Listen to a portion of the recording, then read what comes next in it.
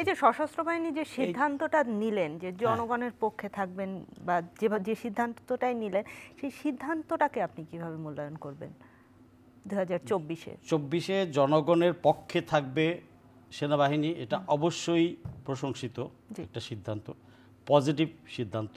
এটা জনগণের আকাঙ্ক্ষা পূরণের জন্য এই সিদ্ধান্তটা, সেনাবাহিনীর যে ভূমিকাটা এটা সঠিক ছিল। সেনাবাহিনী যদি ওই সময়ে হাসিনা ফ্যাসিস্ট রেজিমের কথাই শুনতে থাকতো তাহলে প্রচুর রক্তপাত হতো, হয়তো একটা পর্যায়ে গিয়ে জনগণের বিজয় হতো। ওই যুদ্ধে আমিও একজন যোদ্ধা। আমি শর্টকাট করতে চাই, আমার মাথায় একটা দাগ দেখতে পাচ্ছেন, জি জি ইফ ইউ ক্যান সি, জি, যদি ক্যামেরায় দেখানো যায়, হ্যাঁ 13টা সেলাই আছে আমার মাথায়। 19শে জুলাই সন্ধ্যা 7:10 আমিও মবের সামনে ছিলাম, হঠাৎ গুলি আসতে থাকলো। আমি ওই দিন আমার মধ্যে আমি নর্মাল ছিলাম না, এতটাই উত্তেজিত ছিলাম যে আমি গুলির দিকেই আগাচ্ছি আর বলছে এই গুলি থামা।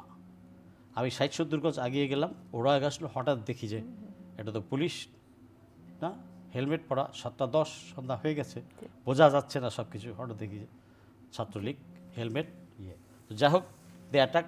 তারা দুইজন দুই দিকে অস্ত্র নিয়ে ধরলো, থার্ড ম্যান এসে আমাকে মাথায় মেরে দিল। অ্যান্ড দেন হাওয়ার আল্লাহর রহমত যে আমি বেঁচে আছি, I could take the treatment from any আমার ফ্যামিলি ডক্টরস। ওখানে আমি হসপিটাল যেতে পারছিলাম না, হসপিটাল ওই মোমেন্টে গেলে আমার যাওয়া হতো না। এই স্থানটি কোথায় ছিল?